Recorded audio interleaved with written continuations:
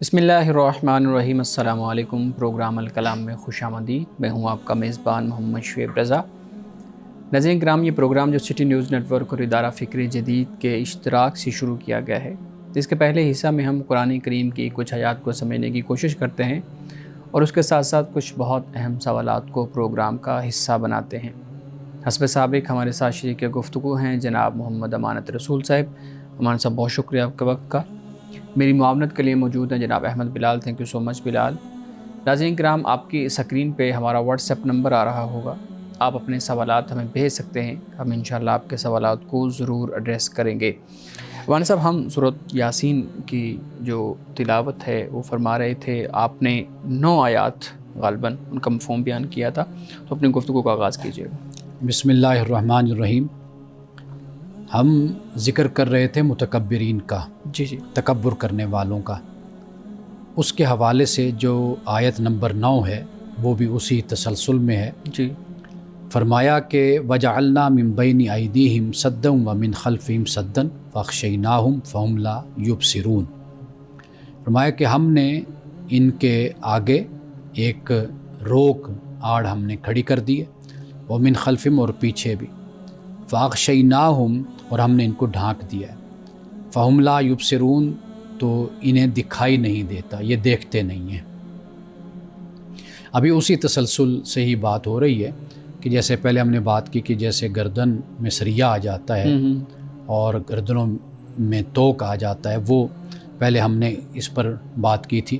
اب اسی مزید ان کا جو تکبر ہے یا ان کی جو سرکشی ہے اس کو اللہ پاک بیان کر رہا ہے کہ ان کا جو کردار، ان کا جو اخلاق اور ان کا جو طریقہ زندگی ہے، اس سے یہ نتیجہ ایک سامنے آتا ہے کہ ان کے آگے بھی ایک رکاوٹ ہوتی ہے، ایک پیچھے بھی ہو جاتی ہے، اور پھر ان لوگوں کی حالت یہ ہو جاتی ہے کہ وہ چھپ جاتے ہیں، یعنی پھر حقیقت ان پر واضح نہیں ہوتی۔ اب یہ بیان کرنے کے بعد فرمایا کہ وَسَوَاءٌ عَلَيْهِمْ أَأَنذَرْتَهُمْ أَمْ لَمْ تُنذِرْهُمْ، برابر ہے کہ ان پر کہ آپ ان کو ڈرائیں یا آپ ان کو نہ ڈرائیں، یہ ایمان نہیں لائیں گے۔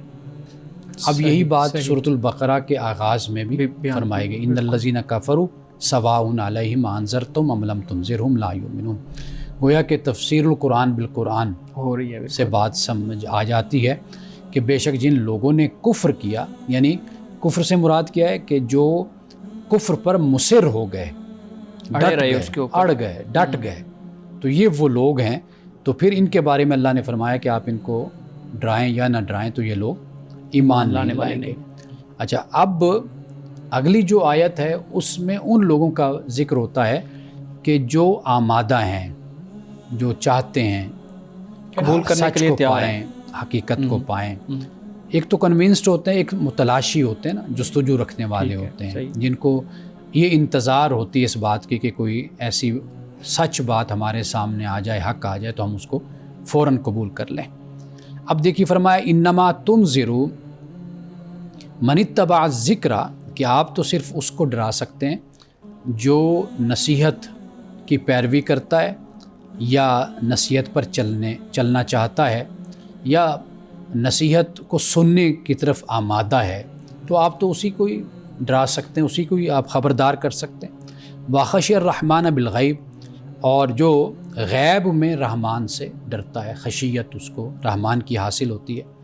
اب یہ جو رحمان کی خشیت ہے، خشیت کا لفظ در حقیقت یہ ہوتا ہے کہ جسے انسان ایک روب میں آ جاتا ہے نا، دبدبے میں، جیسے کائنات کو دیکھا، انما یخشی اللہ من عبادہ العلماء، وہاں پر بھی یخشا کا لفظ ہے کہ اللہ کے بندوں میں سے جو علماء ہیں ان کو خشیت حاصل ہوتی ہے۔ ٹھیک ہے، کیوں حاصل ہوتی ہے؟ اس لیے کہ وہ علماء ہیں نا، یعنی علماء ایک تو ہمارے ہاں جو ایک مذہبی اصطلاح استعمال ہوتی ہے وہ اپنی جگہ پر، لیکن ان کے لیے قرآن پاک نے اہل ذکر کی اصطلاح استعمال کی ہے، جنہیں ہم علماء کہتے ہیں۔ مذہبی تعلیم جن کے پاس ہوتی ہے، مذہبی علم ہوتا ہے۔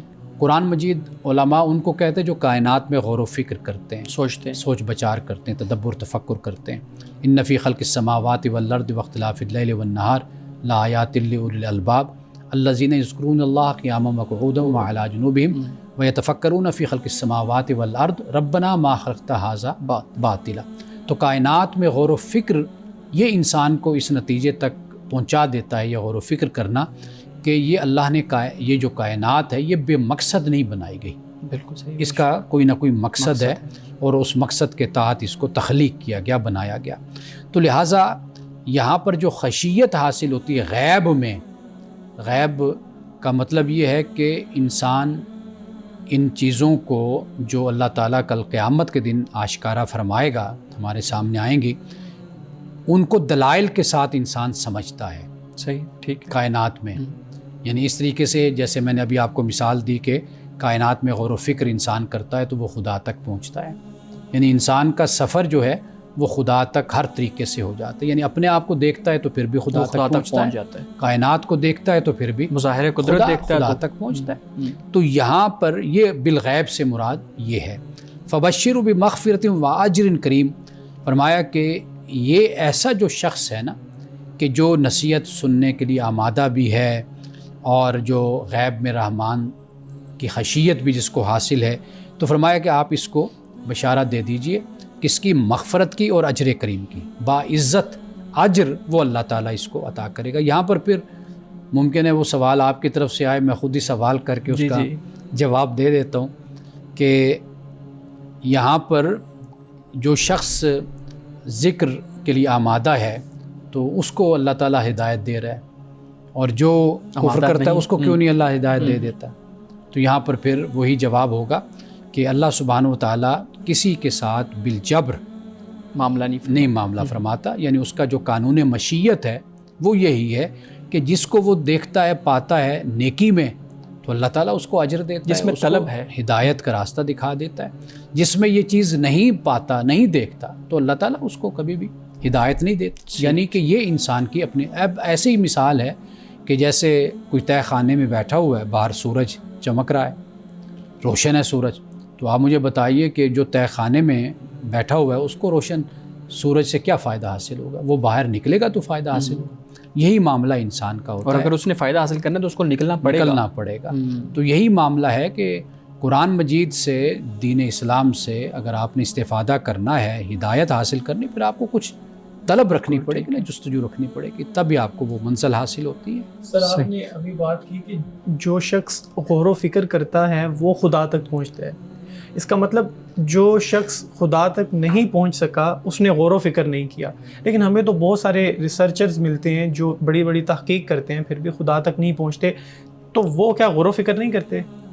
اصل بات جو ہے نا، خدا کا شعور وہ انسان کی فطرت میں موجود ہے۔ بہت کچھ ایسا ہے کہ اس پر کوئی مزید غور و فکر کی ضرورت نہیں ہوتی، یا غور و فکر کرنے کی ضرورت نہیں ہوتی۔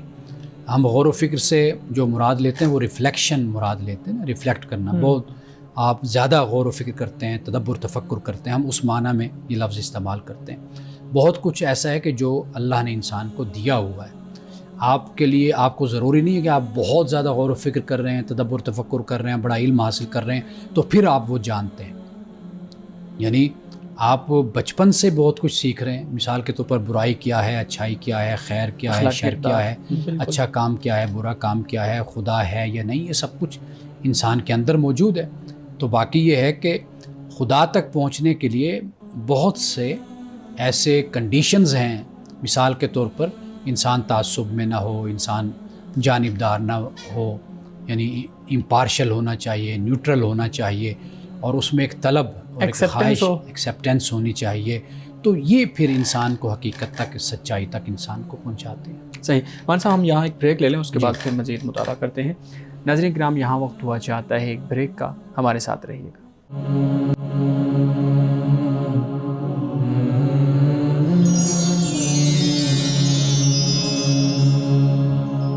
پروگرام میں ایک دفعہ پھر خوش آمدید۔ جی امان صاحب جی، اس سے آگے آیت نمبر 12 ہے جہاں پہ یہ ایک رکوع ہو جاتا ہے۔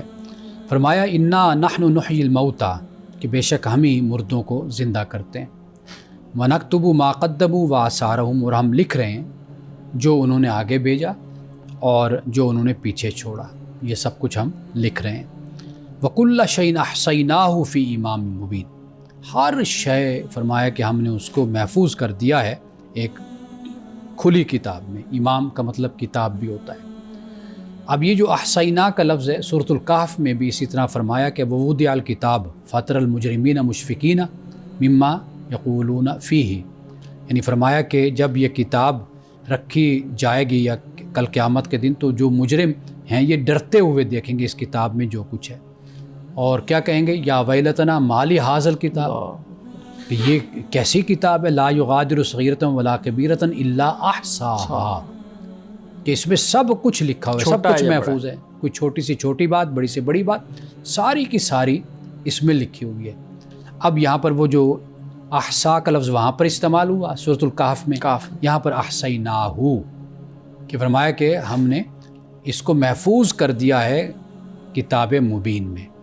تو یہاں پر امام سے مراد یعنی کتاب، امام تو ویسے یعنی رہنما کو کہتے ہیں، ایک راہبر کو کہتے ہیں، اور چونکہ یہ کتاب بھی ایک لحاظ سے انسان کے لیے یا نامہ اعمال ہے، وہ بتاتی ہے کہ تم نے کیا کیا اور تمہارا انجام اور تمہاری جزا و سزا کا معاملہ کیا ہوگا۔ صحیح، بس میرے خیال میں ہم یہاں تک رکھتے ہیں جی، اور اس کے بعد کچھ ہمارے پاس متفرق سوالات بھی ہیں آج، یہاں سے آگے پھر انشاءاللہ ہم آیت نمبر 13 سے اپنی گفتگو کا آغاز کریں گے۔ امان صاحب، کچھ متفرق سوالات ہیں، سب سے پہلے میں آپ کے سامنے رکھوں گا، یہ بتائیے گا کہ دین اور خدا کے بارے میں جو تنقیدی سوالات ذہن میں آتے ہیں، کیا یہ سوالات انسان سوچ سکتا ہے، کر سکتا ہے، لکھ سکتا ہے، اس کو اجازت ہے، یا پھر یہ گستاخی کے زمرے میں آئیں گے؟ انسان کے ذہن میں جو سوالات پیدا ہوتے ہیں اس کا دو طریقے ہوتے ہیں ان کو حل کرنے کے۔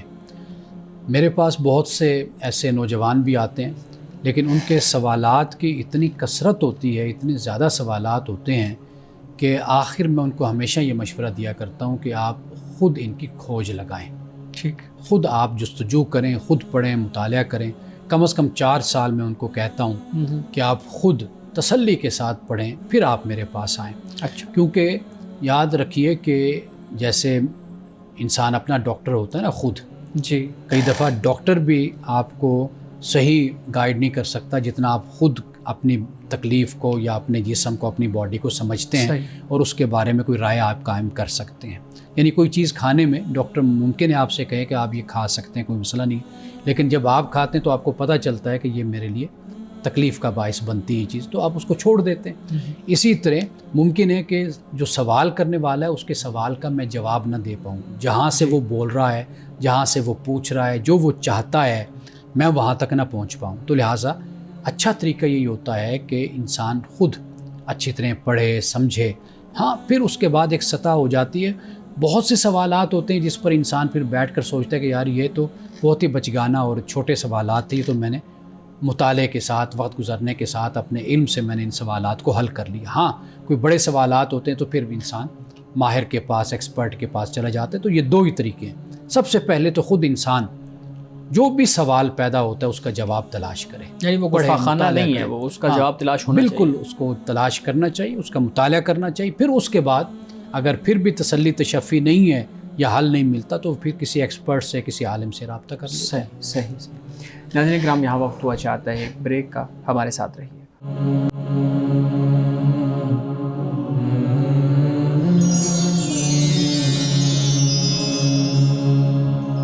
پروگرام میں ایک دفعہ پھر خوش آمدید۔ وان صاحب، ایک سوال آپ کے سامنے رکھوں گا، پھر بلال صاحب کے سوالات کی طرف ہم جاتے ہیں۔ پوچھیں جی کہ لونڈی رکھنا قرآن و حدیث میں ناجائز نہیں ہے، اس کا ذکر ہمیں ملتا ہے غلاموں کا، لونڈیوں کا، تو پھر کیا ایسا ممکن ہے کہ میں آج کے دور میں لونڈی رکھ سکتا ہوں؟ بات یہ ہے کہ لونڈی بنتی کیوں تھی، کیا وجہ تھی کہ غلام اور لونڈی کا تصور کہاں سے پیدا ہوتا تھا؟ ٹھیک، وہ جنگوں سے پیدا ہوا۔ اسلام سے پہلے ہی غلام کا اور لونڈی کا تصور موجود تھا۔ صحیح۔ اسلام نے آ کر جو کام کیا اس کو ایک نظم میں، ایک ضابطے میں اسلام لے کر آیا تاکہ انسان کی جو تکریم ہے، انسان کا جو احترام ہے وہ پامال نہ اور ہو، استحصال نہ ہو۔ مرد ہو یا عورت ہو تو اس کی ایک عزت ہے، ایک احترام ہے۔ قرآن مجید نے اس کو بیان بھی کیا اور رسول اللہ صلی اللہ علیہ وسلم کی سیرت سے اور سنت سے ہمیں اس کا علم بھی حاصل ہوتا ہے۔ قرآن مجید نے اس کو گریجول لے کر پھر اس کو حرام قرار دے دیا، یعنی جیسے شراب کی حرمت کو بھی بیان کر دیا، جیسے سود کی حرمت کو بیان کر دیا، جیسے مختلف جو اعمال ہیں ان کی حرمت کو قرآن پاک نے بیان کر دیا. تو لہٰذا اسی طرح اس کو بھی حرام قرار دے دیا گیا. تو لہٰذا اب نہ وہ حالات ہیں، نہ وہ ایسی کوئی صورت ہے، اور نہ ہی اس کی کسی طرح کوئی اجازت ہے. نہیں، قرآن کریم نے اس کو حرام قرار دیا ہے، آپ یہ کہہ رہے ہیں. میں مزید اس کو سمجھنا چاہ رہا ہوں. آپ نے ایک لفظ میں نے استعمال کیا، آپ نے اس پہ توجہ نہیں کی. میں نے گریجول کا لفظ استعمال کیا. قرآن مجید نے گریجولی ایک چیز کو ختم کیا. یعنی مثال کے طور پر لونڈیوں کے حوالے سے کہا کہ بھئی ان سے یا غلاموں سے معاوضہ لے کر، قیمت لے کر آپ ان کو آزاد کر دو، بلکہ یہاں تک کہا کہ ان کی تم شادی، ان کا نکاح کروا دو. یہ بھی قرآن پاک نے کہا. سورۃ محمد میں اللہ تعالیٰ نے پھر فَإِمَّا مَنًّا بَعْدُ وَإِمَّا فِدَاءً یہ فرما دیا کہ اب جو آخری صورت ہے وہ یہ ہے کہ یا تو ان کو احساناً چھوڑ دو نیکی کرتے ہوئے، یا فرمایا کہ ان سے معاوضہ لے کر ان کو تم چھوڑ دو. اب اس کے علاوہ تیسری صورت یہ نہیں ہے کہ تم ان کو اپنے قبضے میں رکھ سکتے ہو، وہ نہیں ہے صورت. صحیح. جی بلال صاحب. سر یہ بتائیے گا کہ نو مسلم شخص جو نیا اسلام میں داخل ہوا ہے، اس کو دین اسلام کیسے ایکسپلین کیا جائے؟ یعنی وہ ہماری تنگ نظری کا بھی شکار نہ ہو، کیونکہ جب وہ اسلام میں داخل ہوگا تو اس کو مختلف طرح کے لوگ مل سکتے ہیں، تو اس کو دین کس طرح سے ایکسپلین کیا جائے؟ ایک بڑا اچھا واقعہ ہے، وہ اسی کو واضح کر دے گا کہ یورپ میں ایک نوجوان انگریز وہ اسلام کو سمجھنا چاہ رہا تھا. تو وہ مسجد میں آیا تو اس نے مولانا سے، جو امام تھے وہاں کے خطیب تھے، ان سے بات کی کہ میں مسلمان ہونا چاہتا ہوں. تو حسب روایت وہاں کے عالم نے یہ چاہا کہ بھئی یہ میرے پاس بیٹھے، میں اس کو سکھاؤں، اس کو سمجھاؤں، بتاؤں اس کو. تو اس نے کہا کہ بھئی آپ کے پاس کتاب ہے اپنی، جو آپ کے مذہب کی کتاب ہے، اسلام کی کتاب. تو عالم نے کہا کہ ہاں وہ کتاب ہے. تو اس نے کہا کہ مجھے وہ آپ بس کتاب دے دیجئے، میں اس کو خود پڑھوں گا. تو قرآن مجید انہوں نے پھر انگلش میں اس نوجوان کو دے دیا. تو وہ قرآن مجید لے کر چلا گیا. تو سب سے اچھا تعارف جو ہے وہ قرآن مجید ہے. اگر کوئی دین سمجھنا چاہتا ہے آپ اس کو قرآن مجید دے دیجئے اور اسے کہیے کہ 2 4 6 مہینے سال اس پہ لگاؤ، اس کو پڑھو تو پھر آپ آؤ، پھر کلمہ پڑھو. اگر آپ قرآن مجید جو پہلی آپ کی کتاب ہے جو اللہ نے نازل کی ہے، اگر اس کے بجائے آپ خود بیٹھ کر بات کرنا شروع کر دیتے ہیں تو وہاں سے پھر بہت سے مسائل پیدا ہونا شروع ہو جاتے ہیں. ایک یہ بھی دیکھا گیا کہ ہم لوگوں کے لیے مشکل زیادہ پیدا کرتے ہیں مختلف معاملات میں. اگر کوئی کسی مفتی کے پاس بھی چلا جاتا ہے تو پھر وہ اسے فتویٰ دیتے ہوئے بھی بہت ساری روایات بتائے گا اور بہت ساری مسائل اس طرح سے بتائے گا کہ وہ خود مشکل کا شکار ہو جائے گا. تو یہ جو ایک ہمیں کانسیپٹ ملتا ہے کہ لوگوں کے لیے آسانی پیدا کرو، مشکل پیدا نہ کرو، کیا اس کا اطلاق ان چیزوں میں بھی ہوتا ہے جیسے کہ فرائض ہیں، عبادات ہیں، معاملات ہیں؟ اس کے بارے میں آپ وضاحت کریں. دیکھیے، عالم کو حکیم بھی ہونا چاہیے، دانا بھی ہونا چاہیے. 2 باتیں ہیں.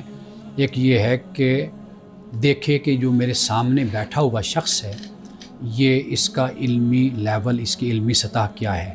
یہ مبتدی ہے یا یہ کافی کچھ پڑھا ہوا ہے یا دین کو سمجھتا ہے، اس کے پاس کیا نالج ہے. ایک تو یہ بات ہوتی ہے. دوسری بات یہ ہوتی ہے کہ نصیحت وقت پر اثر کرتی ہے. بالکل. یعنی مثال کے طور پر بزرگ یہ فرماتے ہیں کہ آپ کسی سے یہ نہ کہیں کہ چلو بھائی نماز پڑھنے چلو، بلکہ آپ اسے یہ کہیں کہ میں نماز پڑھنے جا رہا ہوں. آپ اس کے نالج میں لائیں، اس کے علم میں لائیں. ایک طریقہ ہوتا ہے کہ جو سختی کے ساتھ کہنے، ممکن ہے کہ وہ انکار کر دے. بالکل. تو طریقہ کیا ہوتا ہے؟ آپ دوسرے کو آگاہ کر دیتے ہیں، بتاتے ہیں جی میں نماز پڑھنے جا رہا ہوں. دوسرے میں ترغیب پیدا ہو جاتی ہے کہ وہ آ جاتا ہے. تو لہٰذا 2 باتوں کا خیال رکھنا ہوتا ہے کہ جو مخاطب ہے آپ وہ کیسا ہے. دوسرے نمبر پر جو بات ہوتی ہے وہ وقت کے لحاظ سے ہوتی ہے. رسول اللہ صلی اللہ علیہ وسلم کا ارشاد ہے، آپ نے فرمایا کہ میں تمہیں کم نصیحت کرتا ہوں، کبھی کبھار کرتا ہوں، تب کرتا ہوں جب تم لوگوں کی توجہ ہوتی ہے نصیحت کو سننے کی. تو میں پھر نصیحت، یعنی جب اللہ کے رسول صلی اللہ علیہ وسلم یہ فرما رہے ہیں تو پھر میں اور آپ کی کیا حیثیت رہ جاتی ہے. تو لہٰذا ہمیں اسی بات کی تعلیم ہے کہ وقت کے مطابق نصیحت کریں اور دوسرے کو دیکھ کر ہم نصیحت کریں. یہ جو مشکلات پیدا ہوتی ہیں یہ تب ہی پیدا ہوتی ہیں کہ جب ہم یہ نہیں دیکھتے کہ سامنے والا کون ہے، یہ بھی نہیں دیکھتے کہ یہ وقت بھی ہے یا نہیں ہے، تو پھر یہاں سے ساری مشکلات پیدا ہوتی ہیں. سر، ہم اگر پاکستان میں یعنی اس ویسینٹی میں سوشل میڈیا کو ایکسپلور کریں تو سوشل میڈیا پہ جو کومنٹس ہمیں ملتے ہیں اس میں یہ بڑا واضح نظر آتا ہے کہ ہم دوسروں پر تنقید کرتے ہیں. اور یہ بھی واضح نظر آتا ہے کہ ہمیں دوسروں کے انجام کی بڑی زیادہ فکر ہوتی ہے. ہم کہتے ہیں یار یہ تو کیا کام کر رہے ہو, تمہیں کوئی آخرت کی فکر نہیں ہے, عاقبت کی فکر نہیں ہے. تو ایسا رویہ کیوں ہے؟ اس کو تبدیل کیسے کیا جا سکتا ہے کہ ہمیں دوسروں کے انجام کی فکر ہے لیکن ہمیں خود کے انجام کی کوئی فکر نہیں ہے, ہمارے ساتھ کیا ہونا ہے؟ دیکھیے, خیر خواہی کا تقاضا یہی ہے کہ آپ کو اپنے انجام کی بھی فکر ہو, دوسرے کے انجام کی بھی فکر ہو. لیکن جو اصل مسئلہ ہے, شاید آپ وہ کہنا چاہ رہے تھے یا کہہ نہیں پائے, وہ یہ ہے کہ ہم ججمنٹل ہو جاتے ہیں. بالکل. یعنی دوسرے کی جنت اور جہنم کا فیصلہ ہم کر دیتے ہیں. ہمارے علماء جنتی ہیں, دوسروں کے علماء جہنمی ہیں. ہمارے مسلک کے لوگ جنتی ہیں, دوسرے مسلک کے لوگ جہنمی ہیں. یہ جو ہم فیصلہ دیتے ہیں, شاید آپ یہی کہنا چاہ رہے ہوں گے, یہ طریقہ اختیار نہیں کرنا چاہیے. باقی آپ کے بچے ہیں, آپ کے دوست ہیں, آپ کے بھائی ہیں, آپ میں یہ ضرور جذبہ ہونا چاہیے کہ اچھے کام میں بھی کروں, یہ بھی اچھے کام کریں, لیکن دوسرے اچھے کام ضرور کریں. لیکن انداز یہ نہیں ہونا چاہیے کہ دوسروں کے لیے آپ کی وہ نصیحت اور آپ کا وہ طریقہ انداز وہ بوجھ بن جائے, کہ وہ آپ کو دیکھتے ہی بھاگ جائیں اور کہیں کہ بس آ گئے بلال صاحب اور ابھی انہوں نے تقریر شروع کر دینی ہے. تو یہ رویہ بھی نہیں ہونا چاہیے. ناظرین کرام, یہاں وقت ہوا چاہتا ہے ایک بریک کا, ہمارے ساتھ رہیے گا.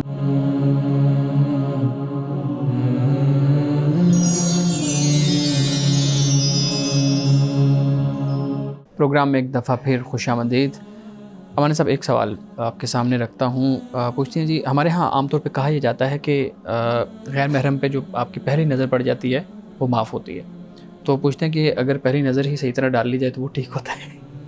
دیکھیے, یہ جو بات ہے نا, کبھی بھی جو حدیث ہے, قرآن ہے, اور پھر یہ روایت صحیحہ ہے, حضرت علی رضی اللہ تعالیٰ عنہ سے غالباً یہ روایت ہے, تو ان کے بارے میں ہمیشہ بہت ہی سنجیدہ, محتاط اور ذمہ داری کے ساتھ بات کو بیان کیا جائے.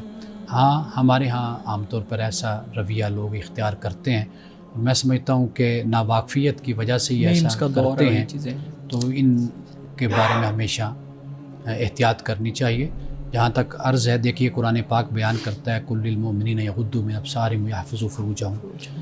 مومنین سے کہا کہ نظریں نیچی رکھیں, مومنات سے بھی کہا کہ نظریں نیچی رکھیں.